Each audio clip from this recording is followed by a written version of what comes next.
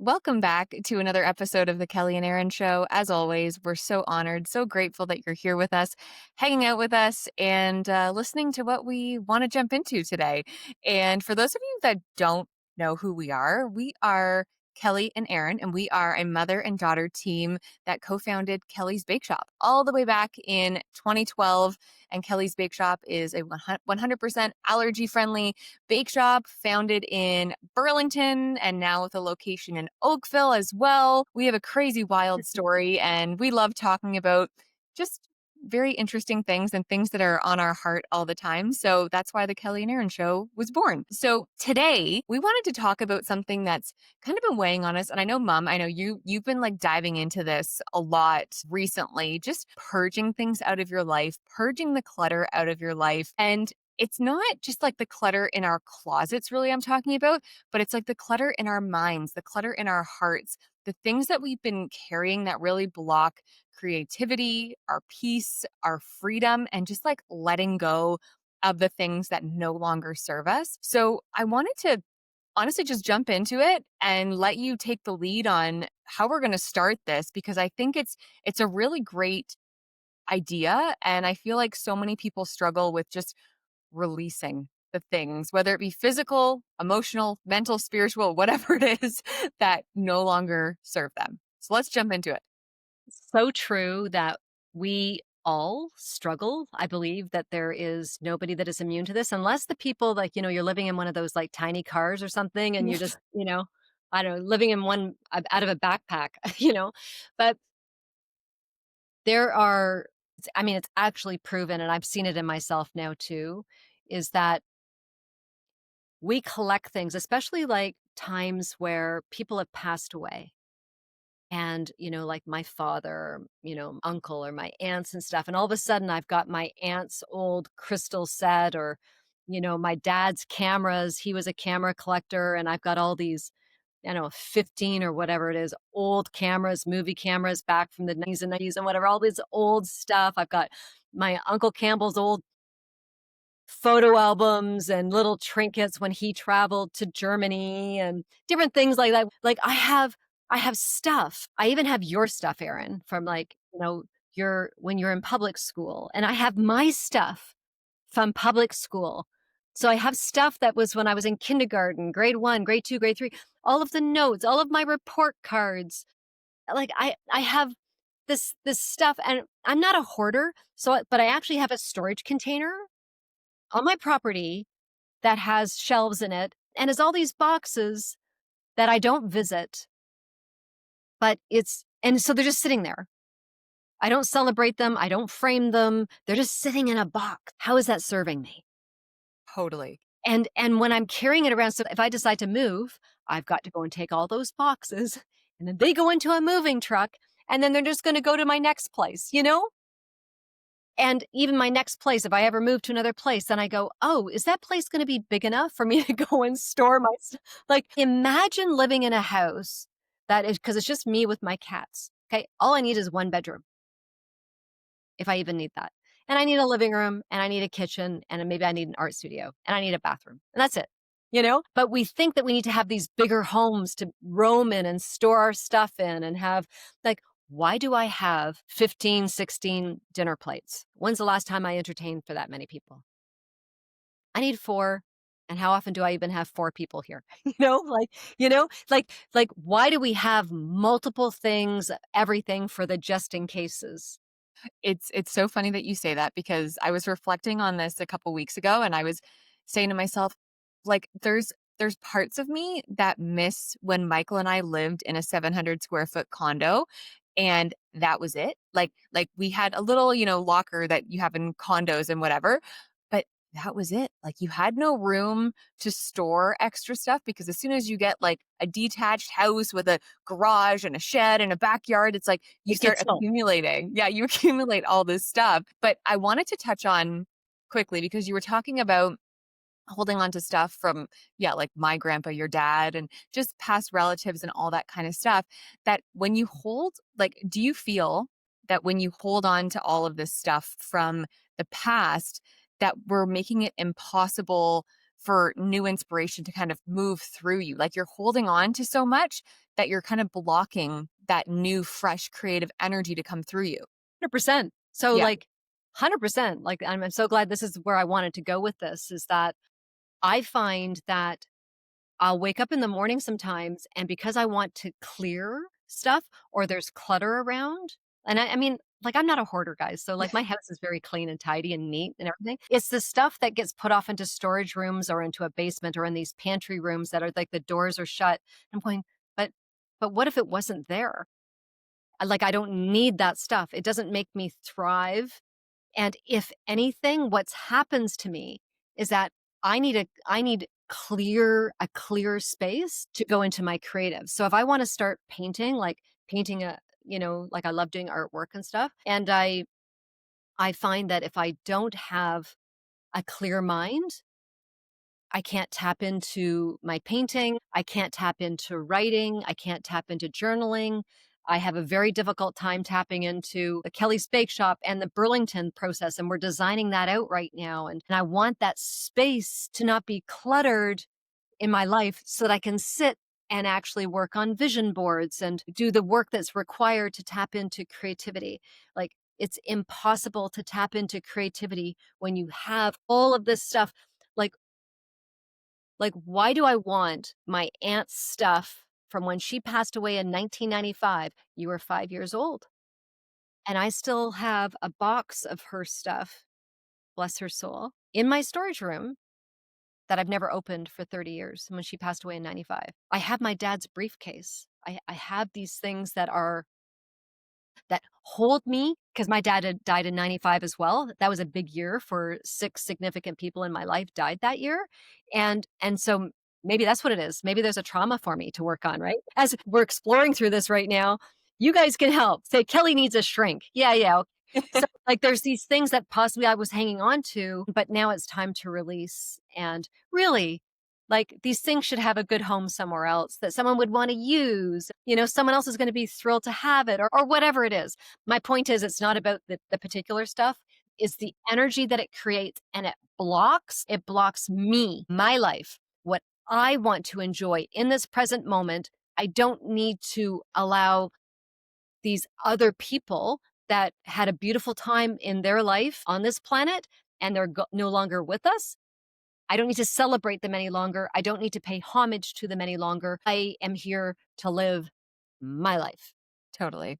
And it's like, why why are we so obsessed with hanging on to, and this is very blunt, but hanging on to dead people's stuff? Why why do we think that their memories need to live through, like, objects as opposed to through the experiences that you had with them, through the love that you shared with them? Why are these objects? Because I know there's been some key things for you, mom, with, like, Papa Russ, with, like, his models. He was an incredible creative and, like, oh my gosh, all of his paintings and all that stuff, because that stuff is spectacular. But there's some elements and some objects that you've been holding on to for literally 30 years. And it's like, do you think like it's not going to bring them back? It's not going to do anything. It's just you're holding on to it. But for what purpose? What purpose are you holding on to it for? Well, there's guilt, Right. and if you do get rid of it, then you're feeling guilty, but there's shame attached to it and stuff too. So I think there's many of us feel this. I think that there's nothing wrong with having a time capsule, and so of my dad, for example, we'll talk about him, and I've got his ashes, or some of them. We divided them up between my mom and my sister and I. So we all have a bit of his ashes, but his soul's with me right now. I know he's listening right now and probably killing himself laughing because He's like, he really, Kelly? Really? You're still holding on to all this he's junk? a jerk. He said, "Just get over it, man. I'm here. I'm having a good time, right?" And I don't need to, so I can create like a little box. All I need is a little box. His ashes. I got his wallet. I got these little things, his watch and stuff. And I'm going, that's it. Okay, great. Um, and and then is that even necessary too, right? Because I sometimes fantasize. I know it's kind of weird. This kind of like out of left field saying this out loud, but like what you're saying about a 700 square foot condo, I sometimes think about what would it look like to just be in a place where I don't have a storage container or I don't have a bigger garage to put things in, right? My home isn't big. Like, I have a two-bedroom house, so it's not a three-bedroom house even, and but, I don't need this extra stuff because. Because if I hold on to other people's stuff, like, when is it that I get a chance to live my life and freely wake up in the morning and go, like, this is like, you don't need all the walls filled. You don't need every storage room filled. You don't need every closet filled. Like, why do we live this way to Totally. go, you've got an extra closet, like, before you know it, it Mhm. gets filled up. Like, it's a psychological thing going, oh, I got that extra space. Sure, I can go to Home Sense again or whatever you guys do. Because I know you do. I'm calling myself out, but I'm gonna call all you guys out too that are watching this episode right now, because home sense is an addiction. Winners is an addiction. My mom's 90 years old, and she's still an addict to, like, Winners. Winners. But I But do think that there's sorry, honey. it's just that energetic, like you just said, going out shopping, buying stuff, filling up a space, and for me, I am ruthless with that kinda stuff, like, I hate clutter, I hate all that kinda stuff because I know that I am at my most peaceful, grounded place with less things in my home, in my surroundings, whatever, and Michael gets mad at me because 'cause I'll, like, throw things out that we've spent money on, and I'm like, "I don't want it." Like, I literally don't want this in my house, and it's very liberating to live with less, and I just find that It my mind is. is so much clearer. If you would just to visualize that house that you want that is, like, if you have a shelf, it doesn't mean that something has to sit on that shelf. And I'm very aware of that. It's like, no, you don't need that one more candle. You don't need that, one more set of dinner plates because they were pretty. Once you eat your meal, like, who cares what you're eating off of, right? But we think that we just need more stuff, and we're such a consumer world. And what I've realized, when it's been my big realization being up here now for 2 years in this home that I'm in now, ever since I got divorced, that I'm here to create, like, a space that is so inspiring for me. And I think that that is what I really wanted to convey with a message today, was that the inspiration that flows when we don't have the clutter, and that's the emotional clutter, it's a relationship clutter, it's stuff clutter. And right now, all of us are being asked to ascend, to awaken, to connect to our soul and find, like, our true joy, our true happiness. And you know, it doesn't come from acquiring, like, another Rolex or another car or another box of wine glasses or another 10 pairs of jeans or, or even one more pair of jeans. You know what I mean? Like, another sweater. Like, we're all good. We're all good. Aaron, out of our clothes, like, we find that we wear the same thing every day. We said we want to be Steve Jobs. Yeah. Because one of the biggest stresses, because Steve Jobs, if you guys didn't know that or not, but he had only, was it white T-shirts and black pants, right? I think it was like a black turtleneck A and turtleneck. Like, blue jeans. I think that's all I yeah. wore. Yeah, And and so his whole wardrobe was, like, maybe, whatever, 10 turtlenecks probably. and 10 pairs of jeans or whatever. And that's just what he wore every day because he was the most comfortable in it. And he didn't need to change it every day because it's one less thing to clutter your mind in the morning. How many times, Aaron, and I'm bringing it up again for us, do we get stressed out in the morning?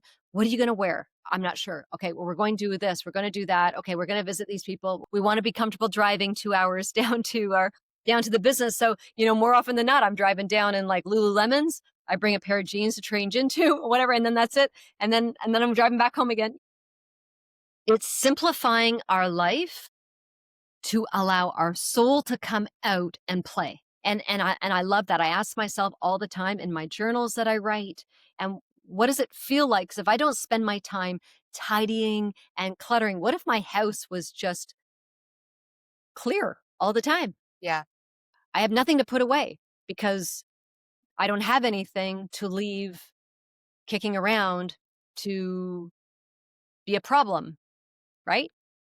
So that's where my head's been at, and I'm, like, gonna be ferociously committed to dropping this outside clutter because my soul is burning now. And I bet you, because mine's burning, I think that there's gonna be a few other people listening to this that go, "Thank you so much for this message." So, And it's like releasing 100%, and it's releasing the physical things in your life that are then cluttering. They're cluttering up your emotional state, they're cluttering up your spiritual state, they're cluttering up every other aspect of your life. So asking yourself, maybe there's a room in your house that you've been procrastinating looking at. Maybe it's your storage room, maybe it's your master bedroom, maybe like whatever room it is. And maybe you can set aside an hour, set a timer on your phone, set aside an hour and like purge a bunch of stuff, get rid of the things that you've been procrastinating doing, and just see how you're going to feel energetically and just releasing those things that no longer serve you. Because I know that that's super healing for me. And I know it's super healing for you, Mom, as well. And yeah, that was kind of all we wanted to say today. Yes, and I love that. So, I mean, for myself, I know that one of the big things I collect are, hair products. Hair products, yes, of course, "This one's gonna make my hair be better." It's like because it all broke when we lost Burlington. Just on a side note, I lost so much hair, and it just broke off, and, it's just I'm on a healing journey right now for my hair, and I had, like, literally a box of stuff, and I'm going, "Well, I don't use this, but I'm gonna keep it for what? One day I might." Nope, it's all gone now. All gone now. So, it's interesting to pay attention to the things that we tell ourselves and to justify why collecting something, and like I said, shampoo and hair conditioners and all that stuff, like, who knew, right? That you can actually have all of a sudden like 20 bottles of different stuff, right? Or makeup. Some people do makeup collection, right? And then you're not using it any longer and then it's expired anyways. So, there's so many ways that we can clear up the stuff that's holding us back. And that's what the clutter does. So that was our big message today, was to allow your soul to be born through this, and it doesn't need the clutter to go through to get out the other side and go, whoa, this is what creativity is, man. This is so exciting because you don't have to worry about any of the shit and the dead people shit and all the stuff that you've been collecting for your whole lifetime, and you're a turtle with it, the turtle in a shell, you're a turtle walking around with all this stuff on your back. Yep. It's like, why? Why? No, it does not serve me. It's gone. Mhm. 100%. I think that's a great way to wrap up this episode. Thank you so much for tuning in, you guys, to this episode of the Kelly and Erinn Show. And I think the next episode we have lined up, it's either going to be the next one or the one after this. We're going to bring in a third person to this conversation. Many of you know and love him, and we're going to be talking about something fun that relates to Kelly's Bake Shop as a whole. So you don't want to miss the next episode of the Kelly and Erinn Show. And until next time, we'll talk to you guys soon.